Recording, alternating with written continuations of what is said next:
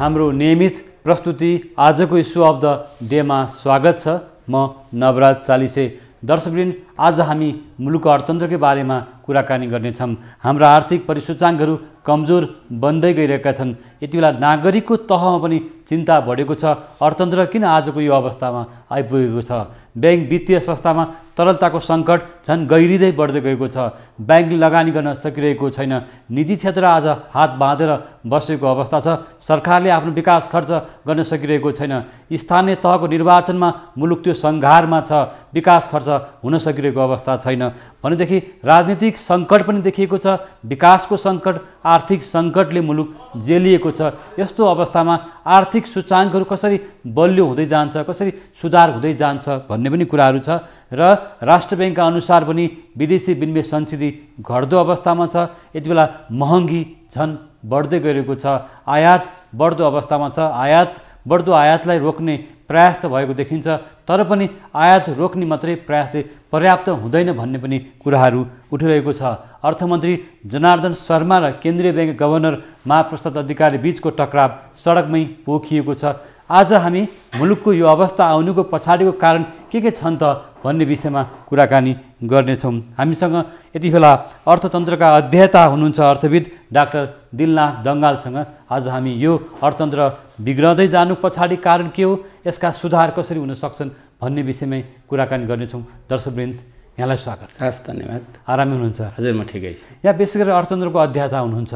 अर्थतन्त्रका सूचाङ्कहरू कमजोर छन् भनेर अर्थविदहरू भन्दै पनि छन्। 78 सालको अर्थतन्त्रले त्यही सूचकहरू देखाएको छ। कसरी समीक्षा गर्नुहुन्छ विगतको वर्ष र अहिलेको अवस्थालाई? यस्तो छ, हामीले यो 78 सालको अर्थतन्त्रलाई हेर्दाखेरि अलिकति अगाडिबाट हेर्नुपर्छ। जस्तै 46 सालदेखि यता नै हेर्ने हो भने पनि अर्थतन्त्र कमजोर हुँदै गएको अवस्था थियो र पछिल्लो अवस्थामा कोरोना सुरु हुनुभन्दा 3 वर्ष अगाडि लगातार चाहिँ यसका सबै परिसूचकहरू चाहिँ सकारात्मक दिशातिर गइरहेका थिए। तर कोरोनाले यसलाई बिस्तारै चाहिँ यसको आर्थिक वृद्धि लगायतका सबै सूचकहरू चाहिँ नकारात्मक दिशातिर गइरहेको, जस्तै आर्थिक वृद्धि नै 2.1%ले चाहिँ ऋणात्मक भइरहेको अवस्था थियो। तर कोरोना सिद्धिसकेपछि अब अर्थतन्त्रमा सुधार आउँछ भन्ने लागेको थियो।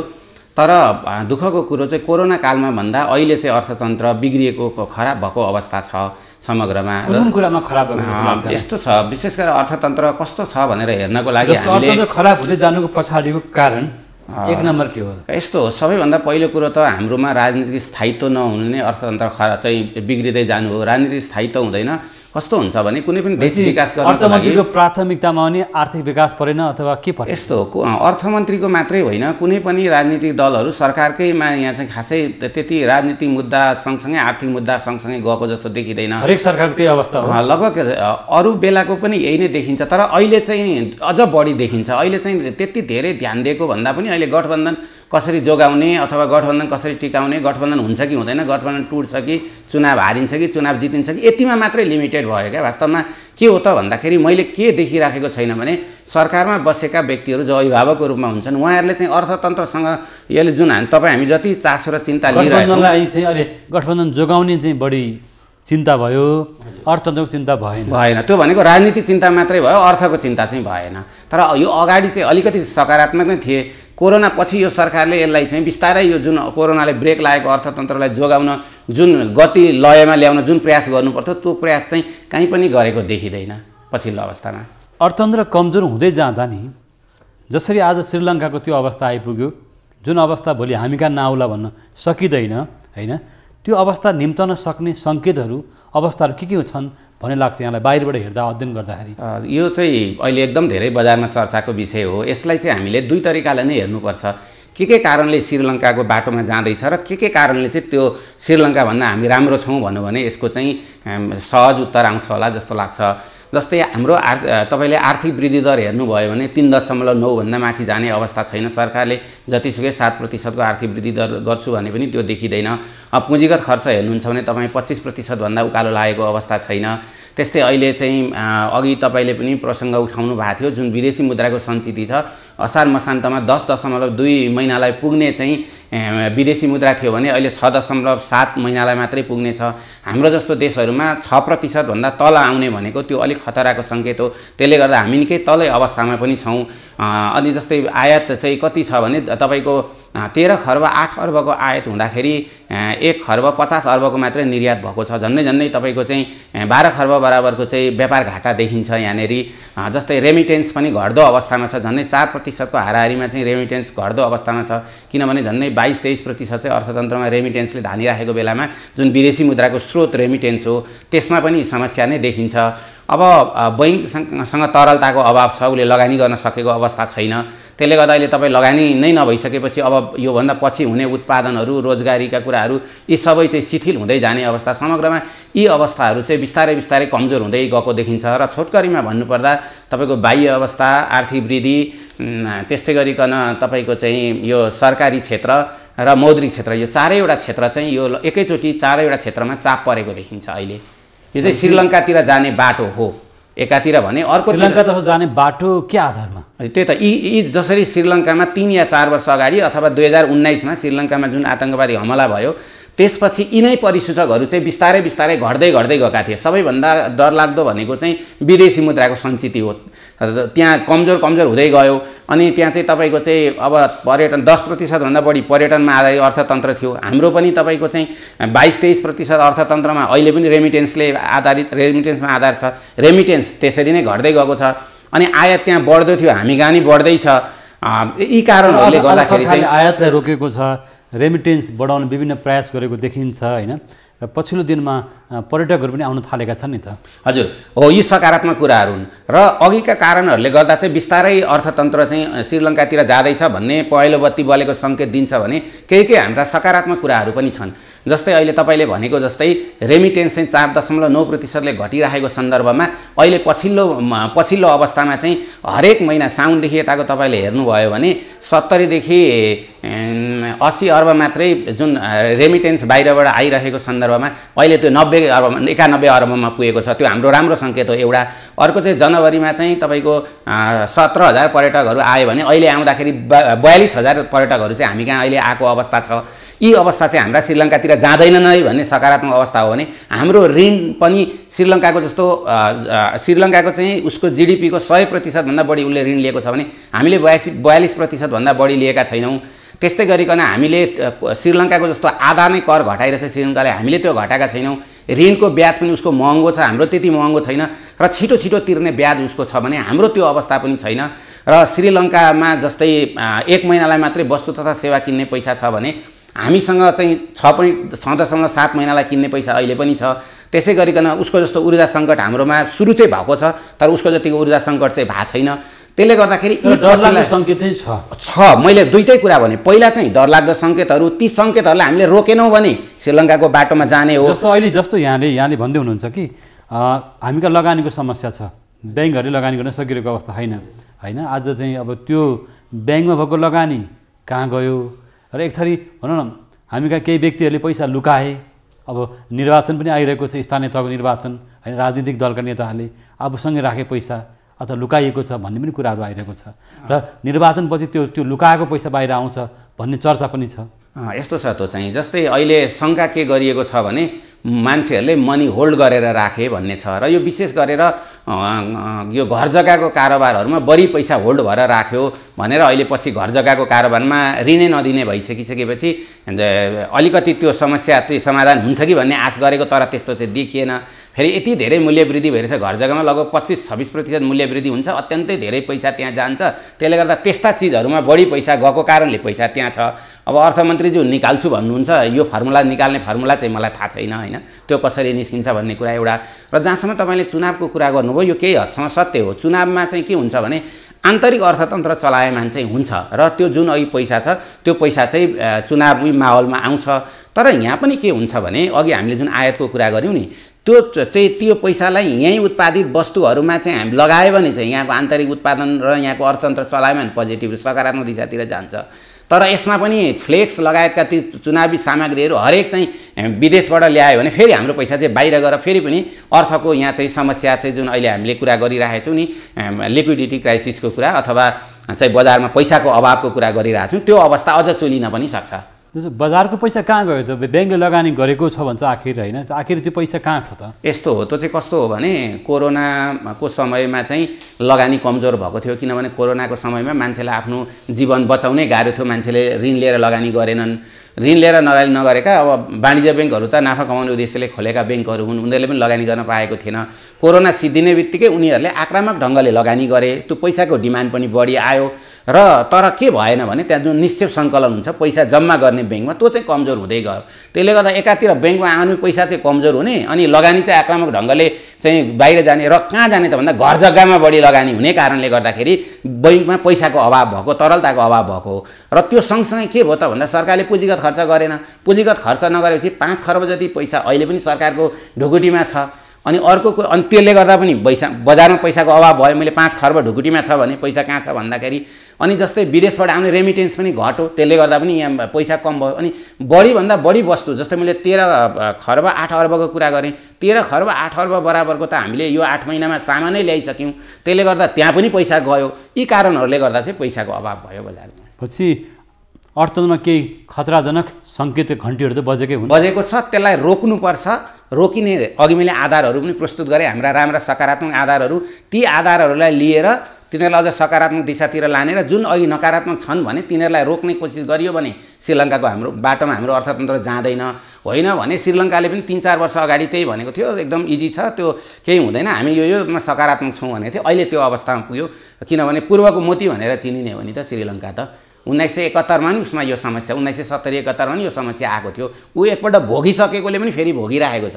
भारतमा नि 1991मा यो समस्या आएको थियो भने हाम्रोमा चाहिँ आउँदैन भन्ने चाहिँ होइन, तर सजग सबै भयौँ भने यसलाई टार्न सकिन्छ। भनेपछि जसरी अर्थमन्त्रीले प्रयास गरिरहेको छु, हामी श्रीलङ्काभन्दा फरक अवस्था हो, होइन? आर्थिक परिसूचाङ्कहरू सुधार हुन्छ, सुधार गर्छु भन्नुहुन्छ नि त। यो चाहिँ यस्तो हो, यो चाहिँ मैले धेरै लामो होइन 2टा मात्रै उदाहरण दिन्छु।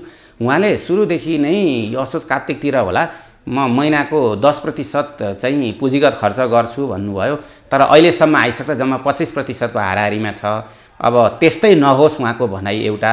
अर्को चाहिँ तपाईको साउनदेखि यता नै लगातार रूपमा चाहिँ तपाईले हेर्दै जानुहुन्छ भने यो विदेशी मुद्राको सञ्चित घटिरहेको छ। साउनदेखि अहिलेसम्म 70%ले घटेको छ। यो लगातार घटिरहेकोलाई नै रोक्न सकिएको छैन, रोकिएको छैन भने अब उहाँको भनाइमा कति विश्वास गर्ने। तर हामी आश गरौँ उहाँले भने जस्तै गर्न सक्नुहोस्, त्यो त हाम्रो सबैको लागि राम्रो हो नि त, उहाँले गरिदिनु भयो भने। तर अघि मैले दिएका 2टा उदाहरणहरूलाई लिँदा चाहिँ त्यति आशा गर्ने ठाउँ चाहिँ देख्दिनँ म। अर्थमन्त्री के भनौँ सफल हुन सक्नु भएन यसको मतलब? यसरी भनौँ न, अहिलेको अर्थतन्त्रमा जुन समस्या देखेको छ यो समस्या समाधान गर्नको लागि चाहिँ प्रधानमन्त्रीको संयोजकत्वमा चाहिँ अर्थ मन्त्रालय होला, राष्ट्र ब्याङ्क होला, योजना आयोग अथवा विज्ञहरू बसेर एउटा टिम बनाएर नै यो अर्थतन्त्रमा देखिएको समस्या समाधान गर्न गयो भने अहिलेको अवस्था सहज होला र अर्थमन्त्रीकै लेभलबाट चाहिँ अब खासै सहज होला जस्तो चाहिँ मलाई लाग्दैन। प्रधानमन्त्रीको तह नै अर्थतन्त्रको सुधार गर्नलाई लाग्नु हो। प्रधानमन्त्रीकै तहबाट जाँदा उहाँले सबैलाई समेट्नुहुन्छ, किन प्रधानमन्त्री भनेको त सबैको राजनीतिक दल लगायतको अभिभावक भएर बसेको हुन्छ। त्यसले गर्दाखेरि सबै उहाँले कोर्डिनेट गर्दा सहज होला भन्ने हिसाबमा सबै राजनीतिक दलहरू अथवा त्यहाँ विज्ञहरू हुन सक्छन्, अर्थ मन्त्रालय पनि आफै इन्भल्भ हुन्छ, राष्ट्र ब्याङ्क लगायत बसेर यो समस्याको समाधान खोज्यो भने अहिले पनि समस्याको समाधान गर्न नसक्ने अवस्था चाहिँ छैन। जस्तो अहिले पछिल्लो दिनमा अर्थ मन्त्रालय, राष्ट्र ब्याङ्क, योजना आयोग बीच पनि राम्रो तालमेल भएको देखिँदैन हो? अलिक अगाडिदेखि नै मैले यो देखिराखेको हो। कस्तो हुन्छ जस्तो योजना आयोगले गर्नुपर्ने कामहरू अथवा विकासै मन्त्रालयहरूले पनि गर्नुपर्ने कामहरू बजेटको खर्च गर्नु पर्यो नि त, होइन? विकास परियोजनाहरूमा। अनि केन्द्रीय ब्याङ्क जसले मौद्रिक अर्थतन्त्रको नेतृत्व गरिरहेको हुन्छ, केन्द्रीय ब्याङ्कका गभर्नर, अर्थमन्त्री, योजना आयोगका उपाध्यक्ष बीचको पनि समन्वयको अभाव देखिन्छ। सबैभन्दा महत्त्वपूर्ण कुरो यिनीहरू छ। कस्तो हुन्छ भने यी 3टा क्षेत्रहरू जस्तै अर्थ मन्त्रालय भयो अथवा सरकार भनौँ, त्यसपछि योजना आयोग र राष्ट्र ब्याङ्क यिनीहरू चाहिँ एकै ठाउँ बसेर काम गर्नुपर्ने हो। अहिले यो 3टै संस्थाहरू 3तिर फर्केको र राष्ट्र ब्याङ्क र योजना आयोगले पनि जति फङ्सनिङ गर्नुपर्ने हो गरेको देखिँदैन। उनीहरूले चाहिँ तथ्याङ्क निकाल्ने मात्रै बढी काम गरेको छ। अर्थतन्त्र यहाँ गयो, यस्तो भयो, यो गयो भनेर।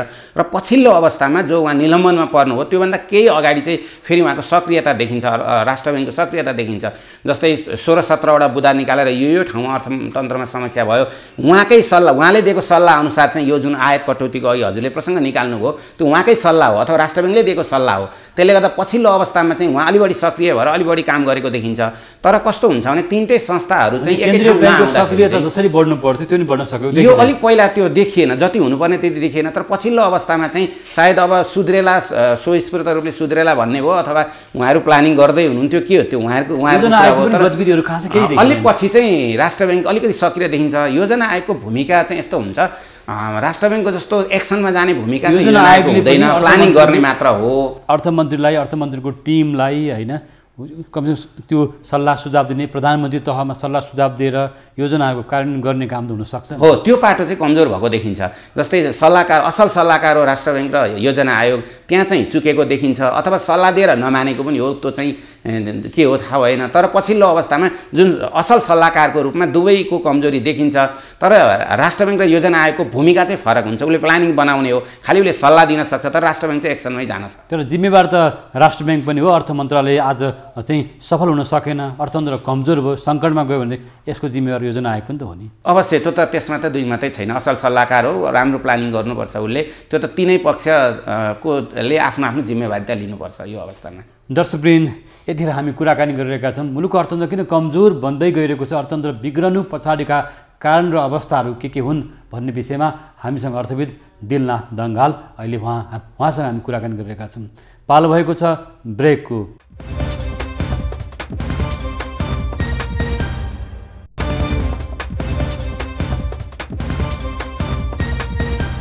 ब्रेकपछि यहाँलाई फेरि पनि स्वागत छ हाम्रो नियमित प्रस्तुति इस्यु अफ द डेमा। यहाँले केही कुरा भन्दै हुनुहुन्थ्यो, अर्थतन्त्र बिग्रदै जानु पछाडि जिम्मेवार निकायहरू पनि छन् भन्नुभयो। त्यो आफ्नो ठाउँमा छ र राष्ट्रिय योजना आयोग, केन्द्रीय ब्याङ्क अथवा नेपाल राष्ट्र ब्याङ्कको भूमिका सशक्त हुन सकेन अथवा अर्थमन्त्रीले उहाँहरूलाई परिचालन गर्न सक्नु भने एउटा पाटो छ। र रेमिटेन्स पनि आज घट्दै गयो र हाम्रो नेपाली दाजुभाइ दिदीबहिनी पठाउने रेमिटेन्स आज हुन्डीमा कारोबार भयो। त्यो रेमिटेन्स उतै नै अलमल्यो भने त समस्या आउन सक्ला नि त।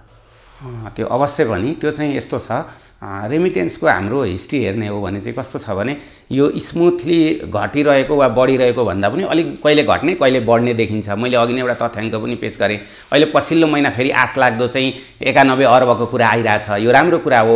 र अर्को पनि सङ्केत के छ भने अहिले पछिल्लो चैत महिनामा चाहिँ जुन बाहिर जाने, विदेश जानेको सङ्ख्या एकदमै बढेर आएको छ। त्यसले गर्दा पनि बढ्छ भन्ने एउटा आश चाहिँ अपेक्षा गर्न सकिन्छ। र यो पछाडि घट्नुको पछाडि यसमा सरकारको दोष भन्दा पनि सरकारले खालि हुन्डीबाट आउनेलाई रोक्ने र फर्मल च्यानलबाट ल्याउन नसक्नु चाहिँ सरकारको समस्या हो एउटा। अनि अर्को चाहिँ तपाईँको दिनको 50 करोडको दरले अहिले पनि डिजिटल मार्फत हाम्रो पैसा बाहिर गइरहेको छ भनिएको छ। त्यो दुईटामा रोक्न नसक्नुको चाहिँ सरकारको समस्या भयो। बाँकी अरू कुरा चाहिँ कस्तो हुन्छ भने यो रेमिटेन्सको कुरामा सरकार भन्दा पनि एउटा परिस्थिति दोषी जस्तो देखिन्छ क्या। जस्तै कोरोनाको समयमा के भयो त भन्दाखेरि रेमिटेन्स वात्तै बढेको थियो। त्यो बेला चाहिँ कसरी बढेको थियो त भन्दा बाहिरबाट कमाउनेहरूले चाहिँ कोरोनाको बेलामा नेपालमा बसेका अभिभावकहरूलाई, पेरेन्ट्सहरूलाई पैसा चाहिन्छ भनेर ऋणपान गरेर पनि पठाएका थिए। कतिपयले अहिले त्यो ऋणपान तिर्न पनि लागे भन्ने मलाई लागिरहेछ। त्यसले गर्दा पनि अलिकति कम पठाए रेमिटेन्स। अनि अर्को चाहिँ कोरोनाको बेलामा पनि अलिकति कम मान्छेहरू बाहिर गए, त्यसले गर्दा त्यसको असर अहिले पर्न गएको हो।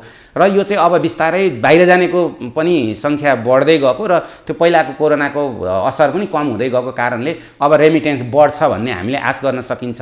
र रेमिटेन्स बढ्नु र बाहिर गएर पठाउने अथवा अहिलेको समय के होइन भने हाम्रा युवाहरूलाई बाहिर पठाएर रेमिटेन्स भित्र्याउने होइन कि युवाहरूलाई बाहिर पठाएर र सही सम्भव पनि छैन। त्यही त हाम्रो अहिलेको अवस्था भनेको। आज हामी के देख्छौँ, उद्योग धन्दा पनि कल कारखाना बन्द छन् होइन। र उद्योगी व्यवसायहरू, निजी क्षेत्रको उद्योग व्यवसायहरू ट्रेडिङमा रमाएको देखिन्छ। आयातकै व्यापारमा, निर्यातकै व्यापार, आयातको व्यापारमा होइन, ट्रेडिङको व्यापारमा अहिले उहाँहरूको एलसी खोल्न पाइन्न भन्ने गुनासो एकातिर छ। तर उद्योग बन्द छन्। हाम्रा भएका नेपाल दाजुभाइ दिदीबहिनीहरू विदेश जान बाध्य छन्। यो अवस्था चाहिँ के हो? उद्योग बन्द हुने, ट्रेडिङ मौलाउने र हाम्रा व्यापारी ठुला चाहिँ भनेका व्यापारीहरू उद्योग बन्द गरेर ट्रेडिङबाट नाफा खाएर बस्ने। यो चाहिँ यस्तो हो, कस्तो हो भने यो पनि फेरि राजनीतिसँगै जोडिन्छ। कस्तो हुन्छ भने राजनीतिले चाहिँ कहाँ असर गर्यो, यहाँ पनि असर कसरी गर्यो भने तपाईँको 10-8 महिना 1 वर्षभन्दा सरकार नटिक्ने। अनि तपाईँलाई उद्योग धन्दा खोल्यो भने उद्योगले दिने रिटर्न्स त 2-3 वर्ष लाग्छ। तर हाम्रा युवाहरूलाई बाहिर पठाउँदाखेरि त तपाईँले उसले आफै दुःख गरेर ऋणपान गरेर बाहिर जान्छ, गएको 1-2 महिनादेखि रेमिटेन्स पठाउँछ। सरकारले त्यो पैसा छिटै सदुपयोग गर्न पाउने भयो एक। अर्को कुरो व्यापारीहरूलाई पनि कस्तो भयो भने 3-4 वर्षपछि मात्रै उद्योगले चाहिँ आउटपुट दिने अथवा त्यसमा सेक्युर पनि उनीहरूले देखेनन्। तर व्यापार चाहिँ कस्तो भयो भने सामान ल्यायो बेचिहाल्दा व्यापारीहरूलाई पनि फाइदा भएको अवस्था देखिन्छ।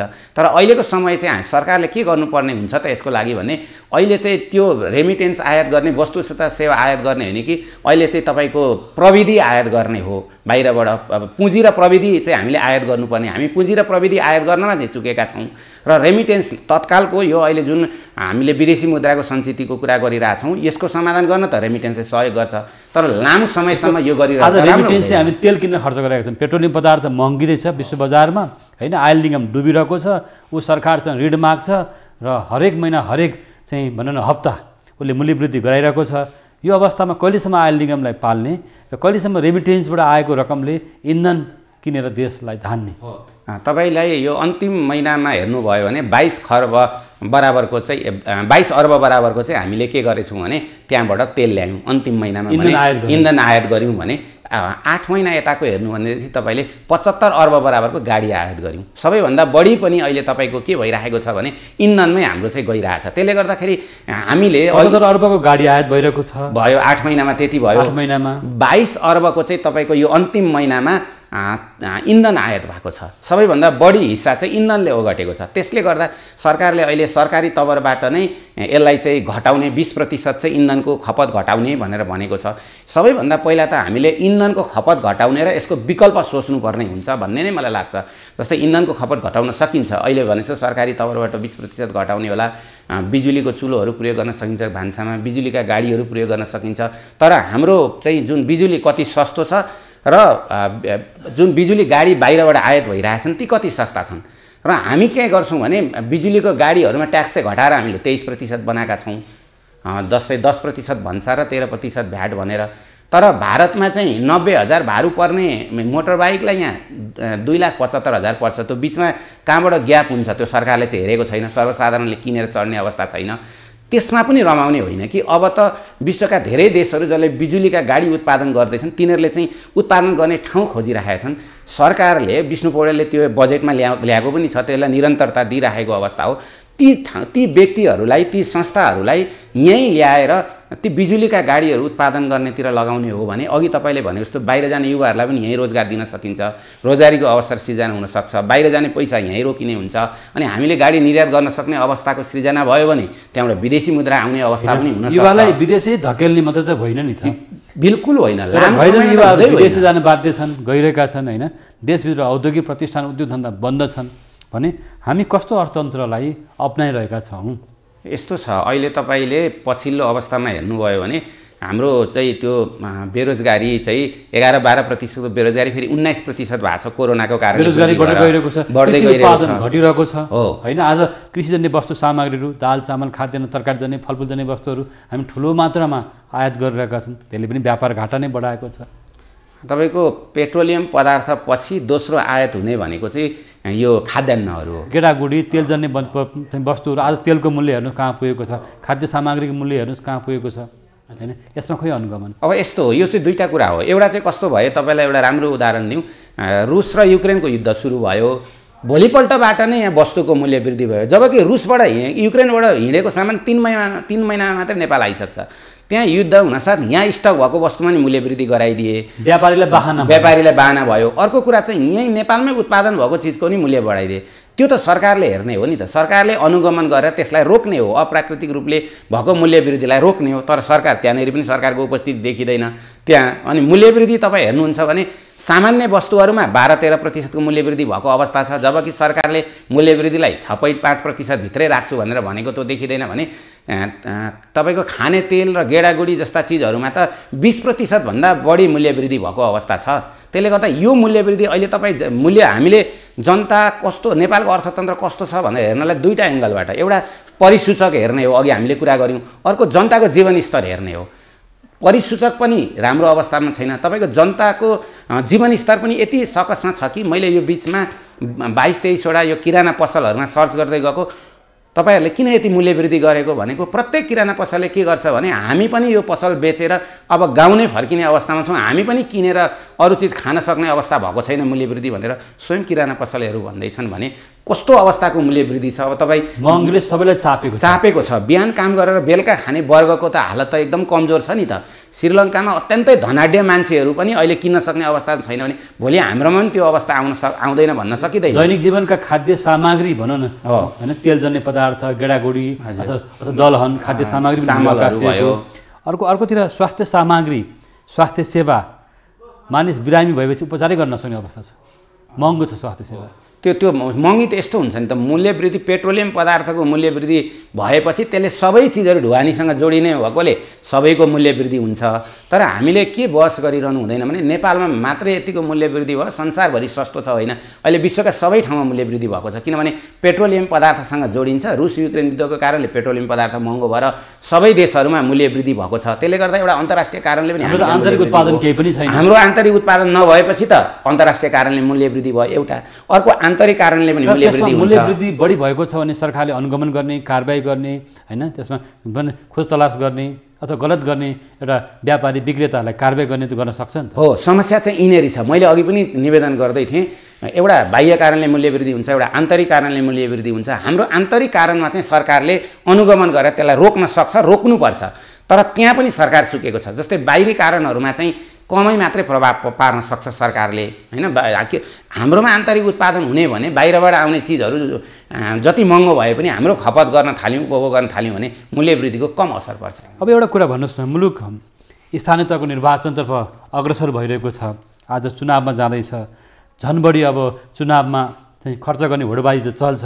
यहाँले अहिले भन्नुभएको छ जनताको जीवनस्तर माथि उठ्न सकेको छैन, गरिबी झन् बढेको छ, गरिब र धनी बिचको खाडल पनि बढेको छ होइन, महँगी बढेको छ। यो अवस्थालाई अर्थविदहरूले कसरी लिइरहेका छन्? यस्तो छ, अब यो चुनाव भनेको चाहिँ प्रजातान्त्रिक प्रक्रिया हो। अब चुनावमा ठुलो खर्च हुन्छ, चुनावमा खर्च हुन्छ भनेर प्रजातान्त्रिक प्रक्रियालाई अगाडि नलाने भन्ने प्रसङ्ग चाहिँ हुँदैन। तर अहिले निर्वाचन जानुपर्ने नियमित प्रक्रिया हो। तर यसमा चाहिँ के हो त भन्दा ठुलो खर्च चुनावमा गर्नबाट रोक्नुपर्छ, अरू त उपाय नै छैन। एउटा अर्को चाहिँ तपाईँको चुनावी खर्चहरू बढ्यो भने झन् त्यसले मुद्रास्फीति महँगी पक्कै महँगी बढ्छ होइन। अब बजारमा लुकाएका पैसा अथवा कालो धन अथवा विभिन्न खालको स्रोतका सम्पत्ति, स्रोत नखुलेका सम्पत्तिहरू बाहिरिन्छन् नि, यतिलाई बाहिरिँदैनन्? बाहिरिन्छन्। त्यसले गर्दाखेरि बढी अब हुनसक्छ चुनावमा बढी ऋण लिइन्छ व्यापारीसँग, कोसँग ऋण लिइन्छ। त्यसले गर्दा त्यसलाई व्यापारीसँग चन्दा पो लिन्छ, ऋण लिएला चन्दा लिएला दुइटै लिएला नि। अब नतिर्ने ऋण होला, तिर्ने ऋण होला, चन्दा होला, जे पैसा त व्यापारीसँग छ भन्ने एजम्सनको आधारमा व्यापारीसँग बढी लिइन्छ। त्यसले गर्दा पनि मूल्य वृद्धि हुन्छ र हरेक चुनावपछि मूल्य वृद्धि भएकोलाई आधार बनाएर मैले भनिरहेको छु। तर चुनावले अब अघि मैले भने जस्तो चुनावमा व्यापारीसँग त लिन्छ कि कुनै सहकारी सङ्घ संस्था वित्तीय संस्थाहरूसँग लिन्छ? होइन, अब यस्तो वित्तीय संस्थासँग लिएको त त्यो लिगल हुन्छ, तिर्नुपर्छ। त्यो निर्वाचन आयोगले तैँले यति खर्च गर भने जति बराबर नै लिएलान्। तर हामी कहाँ चाहिँ यो चाहिँ उम्मेदवारहरूले सहकारी संस्थाबाट ऋण लिएर चुनाव लडेको त मसँग त्यति तथ्याङ्क छैन। बिना तथ्याङ्क त्यति धेरै त बहस त नगरौँ। तर हुनसक्छ आन्तरिक रूपमा उनीहरूले मिलाएर केही व्यक्तिहरूले, सबैले नभनौँ केही व्यक्तिहरूले त्यसरी लिनु पनि होला। त्यसले त खास मूल्य वृद्धि गराउँदैन नि। सहकारी संस्था, ब्याङ्कबाट, वित्तीय संस्थाबाट लिएको त पछि गएर उहाँहरूले तिर्नुहुन्छ, त्यसले समस्या बनाउँदैन। समस्या कहाँ हुन्छ भने व्यापारीसँगको मिलेमतोमा यदि लिनुभयो भने, सबैले लिनुहुन्छ यो पनि होइन, लिनुभयो भने त्यसले चाहिँ हाम्रो मूल्य वृद्धि गर्न सक्छ, मूल्य वृद्धिलाई बढावा दिन सक्छ। व्यापारीसँग लिएको ऋण अथवा सापट्टी जे भनौँ त्यसले मूल्य वृद्धिमा सघाउ पुर्याउँछ। तर त्यसमा पनि यस्तो हुन्छ, सरकार सबै बेलामा पुर्याउँछ, सबैले होइन।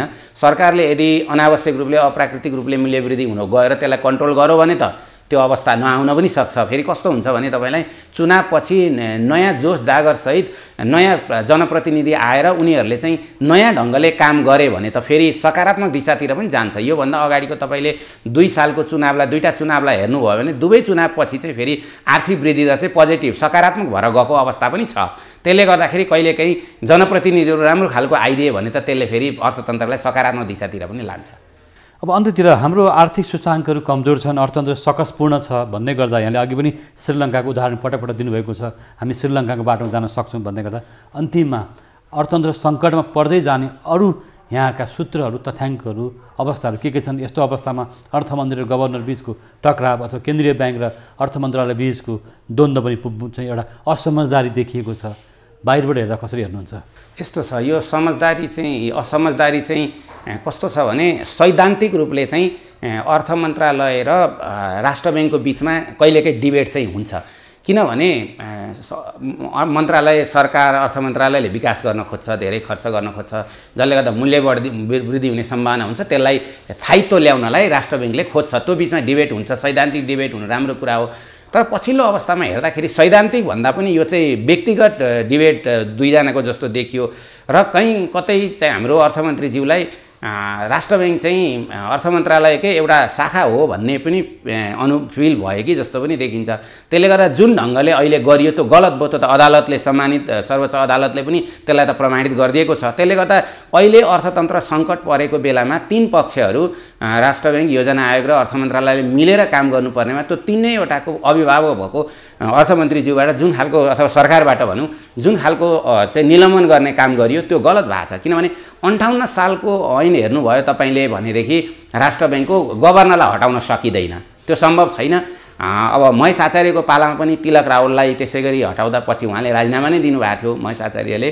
त्यसले गर्दाखेरि पछि हेर्दै जानु भने सबै जतिलाई चाहिँ निलम्बन गरियो त्यतिलाई नै फेरि चाहिँ पुनर्बहाली गरिदिएको छ। अहिलेको अर्थमन्त्रीको पनि राजीनामा गर्नुपर्ने अवस्था हो होइन? त्यता त राजनीतिक विश्लेषण त्यता म जाँदिनँ। अब उहाँको कुरा हो। अब महेश आचार्य राजीनामा दिएको अवस्था यही घटनामा हो। यही घटना हो। तिलक रावललाई चाहिँ उहाँले निलम्बन गर्नुभयो, अदालतले सर्वोच्च अदालतले त्यसलाई फिर्ता पठाएपछि उहाँले राजीनामा दिएर जानु। आज त्यही घटना छ। ठ्याक्कै त्यही घटना त त्यही हो। यो घटनामा जनार्दन शर्माले राजीनामा दिनुपर्छ भने तपाईँको तर्क हो? होइन, मैले त्यसो पनि तर्क गरिनँ। अब उहाँले पुरानो चाहिँ नजिर हेर्दाखेरि म यसलाई राजीनामा दिएर जान्छु अथवा अर्को कुनै अर्थमन्त्री ल्याएर अर्थ मन्त्रालय चलाउँ, मैले यत्रो समय चलाउँदा पनि अर्थतन्त्रका सूचकहरूलाई पोजिटिभ दिशातिर लान सकिनँ भन्ने उहाँलाई लाग्छ भने उहाँले राजीनामा दिनुपर्ने हुन्छ। त्यो अब मैले अघि नै भने धेरै राजनीतिक विश्लेषण नगरौँ भने त्यसले गर्दा मलाई लागेको चाहिँ यो अवस्था हो। घटनाक्रमले त्यो देखाउँछ। बरु अर्को कुरा पनि जोडाउनु।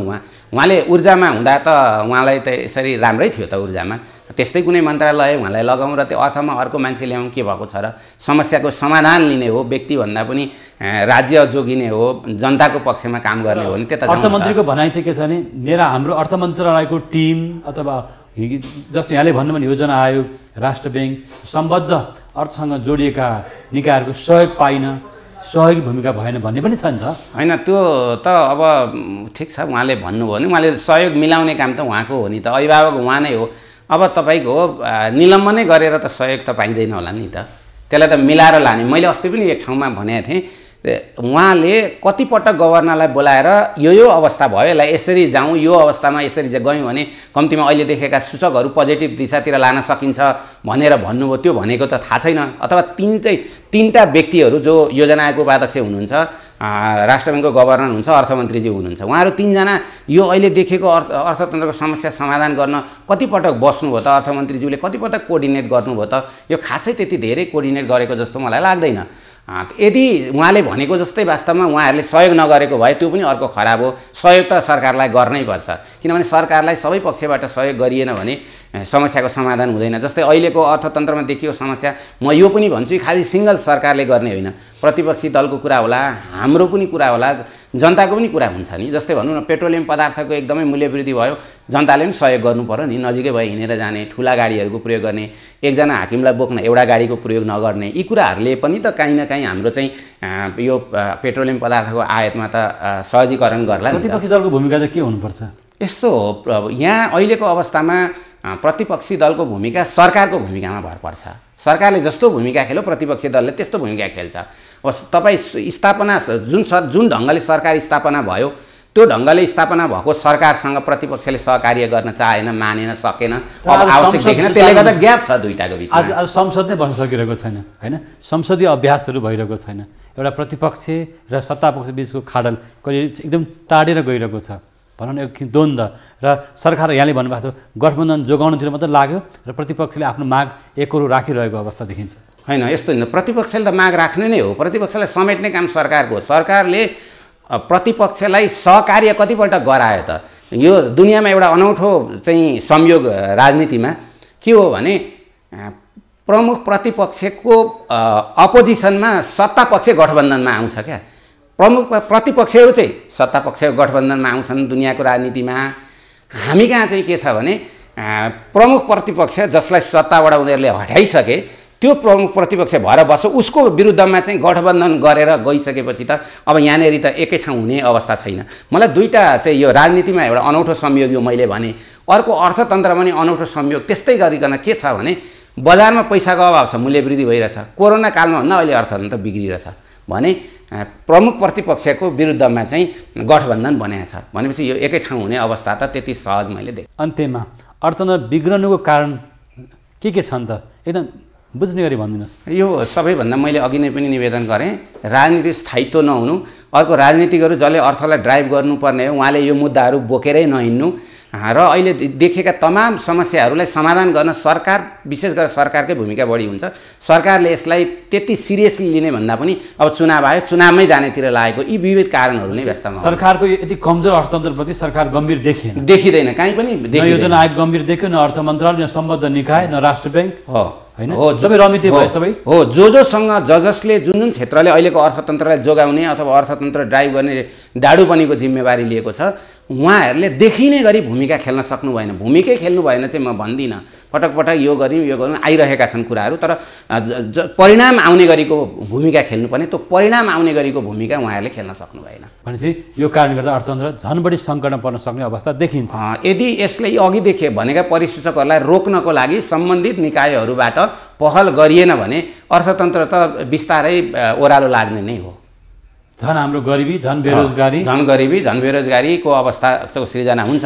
तर यसलाई रोक्न लाग्यो भने फेरि लडेरै गइहालेको अवस्था चाहिँ छैन, फर्काउन सकिने अवस्था चाहिँ छ। हस्, यहाँको महत्त्वपूर्ण समय अनुभवका लागि धन्यवाद। अवसरको लागि यहाँलाई पनि धन्यवाद।